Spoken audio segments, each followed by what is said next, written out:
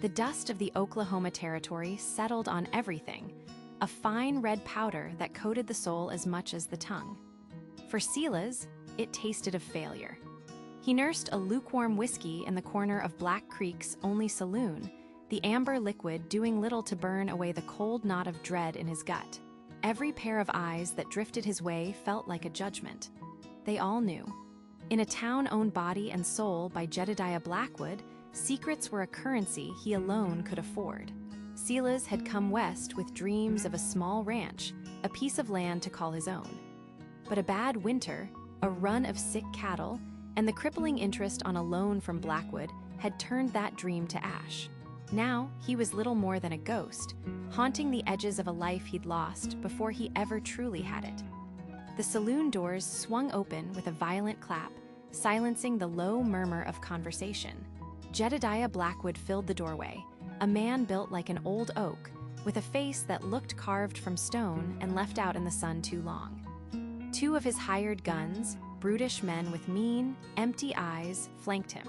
The air grew thick, heavy with the stench of fear and power. Blackwood's gaze swept the room before landing on Silas, a cruel smirk twisting his lips. He strode forward, his spurs ringing like a death knell on the worn floorboards. He stopped at Silas's table, looming over him. Silas, Blackwood's voice was a low rumble, like distant thunder. "Enjoying my hospitality? Drinking my whiskey?" Silas didn't look up. He stared into his glass, watching the light refract through the cheap liquor. "What do you want, Jedediah?" "What I'm owed," Blackwood said, his voice loud enough for the entire saloon to hear. "The time for extensions and pleasantries is over. The debt is due, in full, by sunrise." The silence was absolute. Silas knew he didn't have a tenth of what he owed. Selling his horse and saddle wouldn't even make a dent. He was ruined. "I can't," Silas said, his voice barely a whisper. The admission felt like swallowing glass. Blackwood chuckled, a harsh, grating sound. "I know." He leaned in closer, his shadow swallowing Silas whole. "But because I am a benevolent man, I have an alternative, a way for you to clear your slate. A marriage proposal, you might say." A few nervous snickers rippled through the onlookers. Silas finally looked up, his eyes narrowed in confusion. "What are you talking about?" "There's a woman," Blackwood began, straightening up to address his audience as much as Silas. "Lives on the edge of the reservation lands. A widow, from the Kiowa people. You know the one I mean?" He paused, letting the tension build. "Tala." The name fell like a stone in the quiet room. Men shifted uncomfortably. Tala was a local legend, and not a pleasant one. They called her the giantess of the plains. A woman of unnatural height, built more like a man than any woman had a right to be. She kept to herself, a towering, silent figure seen only at a distance. Rumors swirled around her like the dust devils on the prairie, that she was cursed, that she'd killed her first husband with her bare hands, that she spoke to spirits. "They say she's got a considerable piece of land, deeded proper," Blackwood continued, his eyes gleaming with malice. "Marry her, Silas. The land becomes yours by law. Sign it over to me and your debt is wiped clean. You'll even have a roof over your head and a wife to warm your bed." The saloon erupted in jeering laughter. The humiliation was the point. It wasn't about the land, it was a public breaking. To be shackled to the town pariah, the savage giantess that children had nightmares about. It was a fate worse than a beating. Silas felt the blood drain from his face. He saw the triumphant look in Blackwood's eyes, the mocking pity on the faces of the men he once called neighbors. He was trapped. To refuse meant a shallow grave in the desert. To accept meant the death of his pride, his name, his very sense of self. Blackwood slammed a hand on the table, making the glass jump. "What'll it be, cowboy? My generosity or the buzzards?" Silas looked at the laughing faces, then at the hard, unyielding face of his tormentor. The whiskey in his gut turned to poison. There was no choice. There was only survival. He slowly pushed his chair back and stood, his movements stiff. He met Blackwood's gaze, the shame burning behind his eyes. "Fine," he choked out, the word tasting like defeat. "I'll marry her." The wedding day dawned not with the celebratory peal of church bells, but with the flat, oppressive glare of the Oklahoma sun. The sky was a vast, unforgiving expanse of pale blue, promising a heat that would bake the dust and wilt every soul in its path. For Silas, it felt like a spotlight, illuminating every detail of his humiliation.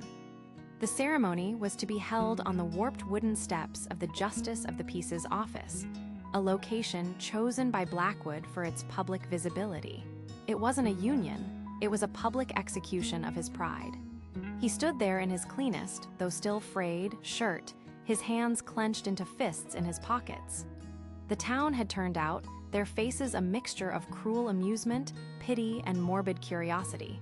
He saw Blackwood leaning against a post, a smug grin plastered on his face, flanked by his smirking ranch hands. Every whisper felt like a lash, every snicker a twist of the knife. They weren't just watching a wedding, they were watching a man break. Then she appeared. Tala walked from the direction of the livery, and a hush fell over the crowd. The whispers died, replaced by a collective, sharp intake of breath. Silas had heard the stories, the exaggerated tales of a giantess, but the reality was more staggering. She was tall, yes, towering over most men there, with broad shoulders and a powerful frame built for a life of hard work, not delicate sensibilities. But there was a stark dignity to her that the rumors had omitted. Her long, black hair was neatly braided, and she wore a simple deerskin dress, practical and unadorned. Her face, framed by the harsh sunlight, was a mask of stoicism, her dark eyes holding an unreadable depth. She didn't flinch from the stares. She absorbed them, her presence a silent rebuke to their mockery. She walked with a steady, deliberate gait, stopping a few feet from Silas without a word. Up close, he could see the fine lines around her eyes, the strength in her hands. She was not the monster of saloon gossip. She was a woman, formidable and weathered by a life he couldn't begin to imagine. The realization did little to soothe the bitter acid in his stomach. The Justice of the Peace, a harried man named Miller who clearly wanted this over with, rushed through the words. His voice was a monotone drone, lost in the heavy silence. When it came time for the vows, Silas felt his throat close. He looked at Blackwood's triumphant sneer, and then at the impassive face of the woman beside him. He choked out the words, each one tasting like ash. Tala's voice, when she spoke, was lower than he expected, a calm, steady resonance that carried in the quiet air. Her "I do" was clear and firm, devoid of any emotion Silas could decipher. There was no ring, no kiss, just a curt nod from Miller. "I pronounce you man and wife." The declaration hung in the air, followed by a smattering of derisive chuckles from Blackwood's men. As the crowd began to disperse, their spectacle concluded, Silas and Tala were left alone in the suffocating heat. The silence between them was a chasm. He didn't know what to say, what to do. She simply turned and began walking toward a sturdy wagon hitched nearby, loaded with what he assumed were her belongings. She moved with an economy of motion, untying the reins without a backward glance. He was her husband, yet he felt like nothing more than a stray dog she was now burdened with. After a moment of paralyzed humiliation, he followed, the dust from the wagon wheels a bitter final insult. The journey to their new life began without a single word spoken, the only sound the creak of the wagon and the vast, oppressive silence of the plains.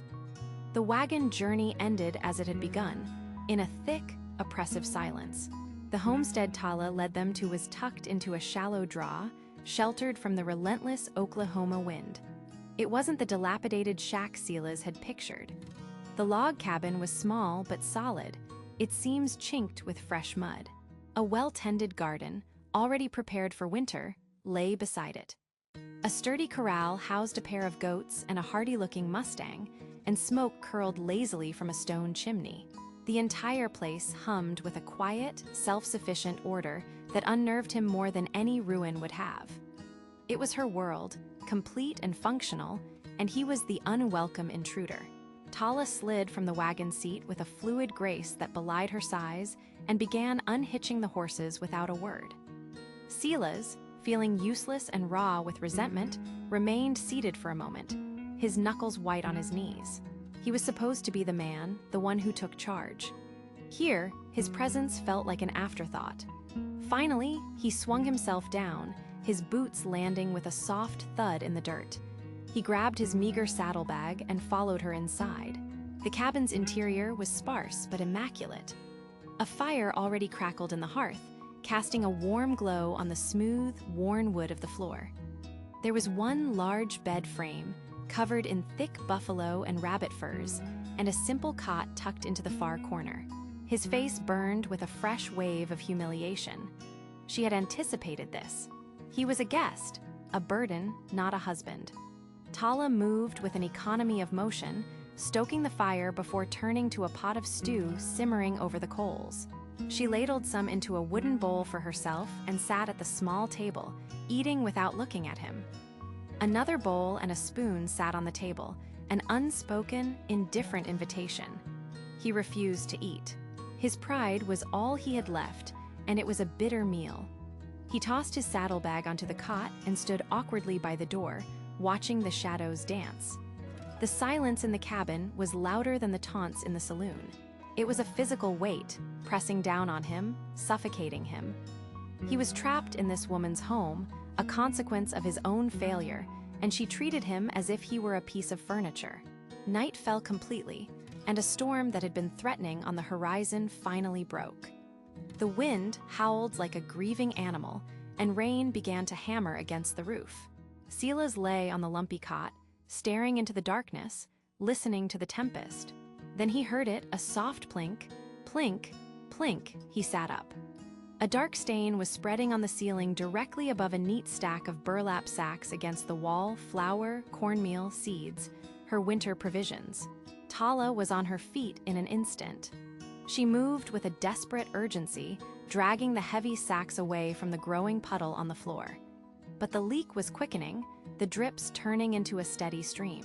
She heaved at a particularly heavy sack, her muscles straining, but it was too much to move quickly by herself. For the first time since the wedding, her eyes met his across the dim, fire-lit cabin. There was no plea in them, only a raw, practical need that transcended their animosity. "The bucket," she said. Her voice was deeper than he'd imagined, raspy from disuse.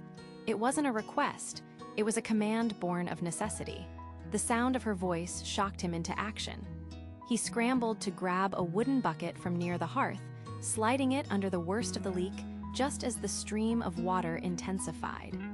They worked in a frantic, unspoken rhythm. He helped her move the remaining sacks while she shoved pots and pans under new drips that began to appear. The storm raged, a relentless assault on their small sanctuary. In that moment, they weren't a shamed cowboy and a giant widow. They were just two people fighting to save their food from a leaking roof. When the immediate danger to the supplies was over, they stood in the middle of the cluttered floor, both breathing heavily, the chaotic drumming of the rain their only soundtrack.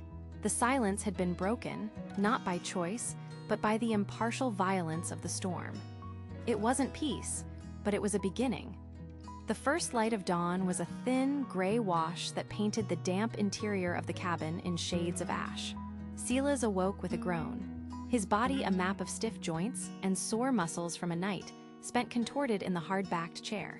The storm had passed, leaving behind a profound silence broken only by the steady drip of water from the hastily patched roof into a tin pot on the floor. The sound was a slow, deliberate torture, each drop a reminder of his failure. He looked at the makeshift repair, a messy combination of oilcloth and salvaged planks. It was a temporary fix, a stay against ruin, much like his own life. Across the small room, Tala was a still, long form under a heavy wool blanket on her cot. In sleep, the formidable strength that radiated from her when she was awake seemed to soften, leaving only a quiet presence that filled the space. For a moment, she wasn't the giant, the outcast, the instrument of his humiliation. She was just a woman in her own home, a home he had invaded. The smell of damp earth and wet pine from the storm filled his nostrils, and it was that scent that dragged him under. It wasn't the smell of this small, borrowed piece of land. It was the smell of his own land 2 years ago, on the day the world broke. He remembered the pride. It felt like a lifetime ago. The Espargé brand on his cattle was his own design, a testament to his sweat and scraped-together savings. His ranch wasn't large, not by Blackwood's standards, but it was his. The land rolled out under a vast Oklahoma sky, the grass was his, the creek that cut through the west pasture was his. He remembered the feeling of sitting on his porch, a cup of hot coffee in his hand, watching the sun rise over his herd. It was a feeling of rightness, of belonging. Then the sky turned a bruised, sickly yellow and opened up. It wasn't just rain, it was a biblical deluge. The creek, normally a placid ribbon of water, swelled into a roaring, muddy beast. It devoured its banks, and then it came for his land. He and his 2 hired hands worked for 2 days straight without sleep, trying to move the cattle to higher ground, the rain lashing them, the thunder a constant, concussive roar. But the water was faster, more brutal than they could have imagined. It took the fences, the hay barn, and worst of all, it took the best of his herd, sweeping them away in the torrent. When the water receded, it left behind a graveyard of mud and debris. He had lost over half his cattle. The rest were sick and weak. His savings were gone, spent on trying to rebuild. Pride was a poor currency when your belly was empty and your future was mortgaged. That was when he went to Jedediah Blackwood. He remembered standing on the polished wood porch of Blackwood's ranch house, hat in hand, the shame burning in his gut. Blackwood had listened to his plea with a predator's stillness, his eyes cold and assessing. He offered the loan without hesitation, the terms so predatory they were a joke. But Silas was drowning, and Blackwood was the only man offering a rope. He took the deal, knowing it was a noose. The following year was a slow, agonizing slide into the abyss. A dry spell baked the remaining pasture to a crisp, and what little he had left withered. Every payment to Blackwood was a pound of flesh. Every visit from Blackwood's men was a reminder that the noose was tightening. He wasn't Silas, owner of the Espargé, anymore. He was just another one of Blackwood's debtors, another soul the man owned. A sharp crackle jolted him back to the present. Tala was awake, moving with a quiet efficiency as she added wood to the embers in the hearth. The fire caught, and the first real light in the cabin bloomed from the flames, casting long shadows that danced on the walls. She hadn't looked at him, hadn't acknowledged him. She simply began the day. Silas looked down at his own hands, calloused and scraped. They were the same hands that had built fences, branded cattle, and signed his life away. He had lost it all. This cabin, this woman, this life, this was what was left. The light of dawn that filtered through the cabin's single window was a pale, washed-out gray. Rain-scrubbed and clean, the morning air carried the scent of damp earth and pine. Silas woke on the floor, his back and shoulders aching from the hard planks, the coarse wool of the blanket scratching his cheek. His first conscious thought was of the leak. He looked up at the ceiling, where their frantic, middle-of-the-night patch job, a piece of oiled canvas held in place by a precariously wedged table leg, was a stark reminder of their shared crisis. It was a temporary fix, and they both knew it. He pushed himself up, his joints protesting, and saw that Tala was already gone. The cabin felt hollow without her imposing presence. He stepped outside, blinking in the cool morning brightness. The storm had passed, leaving behind a sky of bruised purples and soft pinks on the eastern horizon. And there she was, standing by the side of the cabin, her back to him. She was inspecting a neat stack of cured lumber and rough-hewn shingles that lay protected under a thick hide tarp. She moved with a quiet, deliberate economy, her hands assessing the wood, her gaze already on the wounded roof. For a moment, Silas just watched. He could walk away. He could saddle his horse and ride off, leaving Blackwood and this farce of a marriage behind. But the memory of his own ranch, of the sound of splintering wood as the floodwaters tore his barn apart, was a fresh wound in his mind. He remembered the crushing helplessness of watching years of his life's work being washed away. He couldn't just stand by and watch another home crumble. He walked over, his boots sinking slightly into the soft ground. Tala heard his approach and turned her head slightly, her dark eyes meeting his. There was no warmth in her gaze, but the sharp hostility from the night before had dulled, replaced by a neutral, questioning stillness. He didn't wait for her to speak. "I can handle a hammer," he said, his voice gravelly from sleep. "Where do we start?" She gave him a long, appraising look, as if weighing his words against the man she'd seen humiliated in town. Then, without a word, she turned back to the roof and pointed to the section where the canvas was. Her message was clear. The work began in that same heavy silence, but now it was a silence of shared purpose, not of mutual disdain. Tala was the architect of the repair. She moved with a confident, practiced grace that belied her size, climbing the sturdy ladder she'd made as if it were a simple staircase. She directed him with gestures and single words. That one, higher, nails. She knew exactly which timbers were compromised, which shingles needed to be replaced. Her knowledge of her home was absolute, an extension of herself. Silas fell into the familiar rhythm of labor. He supplied the strength, hauling beams up the ladder, his muscles straining. He drove nails with swift, efficient blows, the rhythmic thwack-thwack-thwack a painful echo of the past, of a time he had built for his own future. He found himself watching her, not as the giant native woman from the saloon, but as a skilled craftswoman. She wasted no energy, no movement.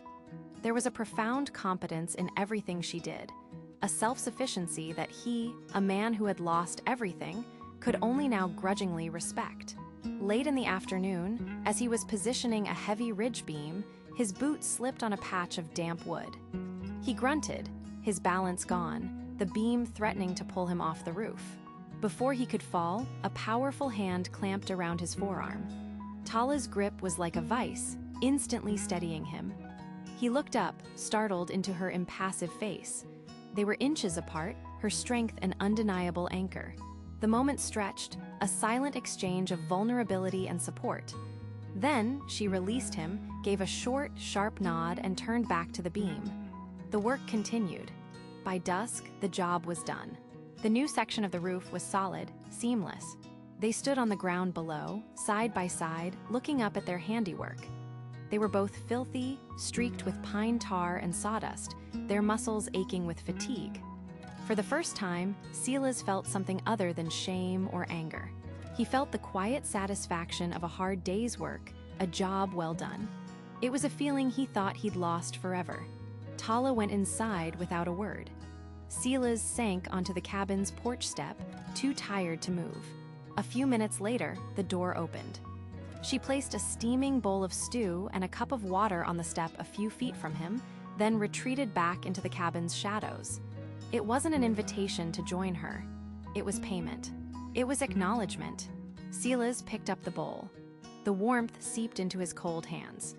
The stew was rich with rabbit and wild roots, and as he ate, the heavy silence that settled between them was no longer a wall, but simply the quiet of two tired people at the end of a very long day. Before the debt, before the shame, there was the land. Silas lived and breathed the Oklahoma territory, a sprawling canvas of red dirt and endless sky that promised everything to a man with enough grit. And Silas had grit. His small herd of longhorns was his testament to it. A carefully curated collection of sturdy animals that represented 4 years of relentless work, of sleeping under stars so bright they felt close enough to touch, and of facing down every hardship the plains threw at him. He wasn't a rich man, not like Jedediah Blackwood, whose sprawling ranch choked the life out of smaller operations, but he was proud. His calloused hands and sun-creased face were a map of his independence, and his cattle were the slow-moving, bellowing proof of his dream. The fall had been kind, painting the cottonwoods along the creek bed in hues of gold and rust. The grass was rich, and his cattle grew fat and content. Silas allowed himself a sliver of hope, a dangerous thing in this part of the country. He calculated that one more good season, just one more successful cattle drive, and he could finally buy the adjacent plot of land, secure his water rights, and tell men like Blackwood to go to hell. He was close. He could taste it on the dry wind, but the wind changed. It came without warning, a sudden, brutal shift from the north that carried the scent of ice and iron. The sky, a placid blue that morning, curdled into a bruised, ominous gray. Experienced cattlemen knew the signs, the unnatural stillness before the fury. A blue norther. Silas worked with a frantic energy, trying to drive his herd into the relative shelter of a small, wooded ravine. The temperature plummeted, the air growing so cold it burned his lungs with every breath. He was shouting commands that were swallowed by the rising howl of the wind, his horse skittish and wild-eyed beneath him. Then the snow came. It wasn't a gentle dusting, but a blinding, horizontal assault of ice crystals that stung any exposed skin and reduced visibility to mere feet. The world dissolved into a maelstrom of white fury. The cattle, disoriented and terrified, broke apart. Silas fought for hours, a lone figure against the apocalypse, his body growing numb, his mind a fog of cold and desperation. He managed to save a handful, pushing them deep into the ravine, but most were lost to the storm, scattered and swallowed by the blizzard. For 2 days, the storm raged. When it finally broke, the silence was more devastating than the noise. The sun rose on a world entombed in white, the stark beauty of it a mockery of the ruin it had caused. Dotted across the landscape were the frozen, snow-dusted forms of his dream. He had lost nearly everything. The ride to Blackwood's ranch was the longest of his life. He swallowed what was left of his pride, the bitter taste coating his tongue.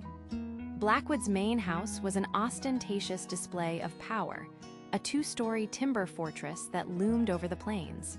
The man himself was just as imposing, with cold, calculating eyes that missed nothing. Silas explained his situation, his voice raw and quiet. He didn't ask for a handout, but a loan, a stake to rebuild. Blackwood listened, a faint, cruel smile playing on his lips. He saw not a man in need, but an opportunity to own Silas' body and soul. He agreed to the loan, but the terms were poison. The interest rate was predatory, the repayment schedule impossible. Silas knew it was a fool's bargain, a deal with the devil, but desperation was a powerful whip. He took the money. The months that followed were a slow, grinding descent into hopelessness. Drought followed the blizzard, turning the grass to tinder. The price of beef fell. Every dollar Silas earned was devoured by Blackwood's interest. The debt grew, coiled around his neck like a hangman's noose, pulling tighter with each passing week. The pride that had once defined him was whittled down to a raw nub of grim endurance. He was trapped, and both he and Blackwood knew it. Now, the final deadline had passed. Riding toward town, toward the saloon where he knew Blackwood would be holding court, Silas felt nothing but the hollow echo of his own failure. He was a ghost on horseback, riding to meet his final judgment. The autumn air was crisp, carrying the scent of dust and distant wood smoke, when Jedediah Blackwood finally came. He didn't come alone, flanked by 2 hard-faced men whose hands hovered near their holsters. They rode into the clearing of the homestead, not with the swagger of authority, but with the nervous energy of wolves testing a fence line. Silas and Tala were waiting on the porch, but they were not alone either. To their left sat Old Man Chayton of the Kiowa, his face a mask of wrinkled granite. To their right stood 2 bears, a formidable Comanche war leader, and Ishitai, a respected Apache elder. They had come under the pretense of trading, but their presence was a silent, unmovable testament to new alliances. Blackwood pulled his horse to a halt, his eyes flicking from Silas to the tribal leaders, a sneer twisting his lips. "Well, look at you, Silas, playing chief with the savages. Did you forget who owns you? Who owns this land?" He brandished a familiar piece of paper, the loan agreement. "This deed is tied to your debt. This homestead is mine." Silas didn't flinch. The man who had crumbled in the saloon was gone, replaced by someone hardened and honed by honest work and shared hardship. He stepped forward, his gaze steady. "That paper isn't worth the ink on it, Jedediah. Not anymore." "Is that so?" Blackwood laughed, a harsh, grating sound. "And who's going to stop me? Your new friends?" It was then that Old Man Chayton spoke, his voice low but carrying across the clearing like the rumble of thunder. "We do not call him chief, rancher. The people of the plains have their own leaders. We call him a friend. A man who shares water when the creeks run dry and respects our ways. A man who stands by his wife." 2 bears straightened to his full height. You have taken land with false maps and sold us diseased cattle for years, Blackwood. Your word is dust, his is rock." Ishitai simply pointed a long, bony finger at the rancher. "Your shadow will find no welcome in our lands from this day forward. Your trade is finished." Blackwood's face purpled with rage. The foundation of his power was economic control, and he was watching it dissolve before his eyes. He had expected to find a broken man and an isolated woman. Instead, he faced a united front that represented the true power in this territory. He turned his fury on Silas. "You think this saves you? I'll ruin you. I'll take this land and burn it to the ground." Silas took another step, his voice cutting through Blackwood's tirade. "Go ahead and try, but you'll be doing it alone." He gestured to Blackwood's hired men. "He can't pay you. Not when every tribe from here to the Cimarron River will only trade at this homestead. His ranch will be bankrupt by spring." The two gunmen exchanged a nervous glance. They had signed on for intimidation, not to fight 3 tribes for a man whose power was evaporating like a puddle in the summer sun. One of them slowly shook his head and backed his horse away. The other followed suit a moment later, leaving a stunned Blackwood alone in the clearing. Defeated, not by a bullet but by the simple weight of character and community, Blackwood stared at Silas with pure hatred. He spat on the ground, yanked his horse's reins, and galloped away, a lone figure disappearing into the vast plains that no longer belonged to him. Silence settled over the homestead, broken only by the wind whispering through the tall grass. The elders gave a solemn nod, a gesture of profound respect, before mounting their horses and departing, their duty done. Silas and Tala were left alone in the golden light of the setting sun. The air was clean, free of the threat that had lingered for so long. Silas looked at the sturdy cabin, the repaired roof, the well-tended garden, a life built from the ashes of humiliation. He turned to Tala, who stood beside him, her immense height no longer a mark of otherness, but a symbol of the strength that had anchored him. He reached out and took her hand, his calloused fingers lacing through hers. "Jedediah Blackwood thought he was forcing me into a punishment," Silas said, his voice thick with an emotion he no longer tried to hide. "He was a fool. He gave me a home." For the first time, a true, radiant smile broke across Tala's face, transforming her stoic features with a breathtaking warmth. She squeezed his hand, her gaze meeting his. In that shared look, there were no more words needed.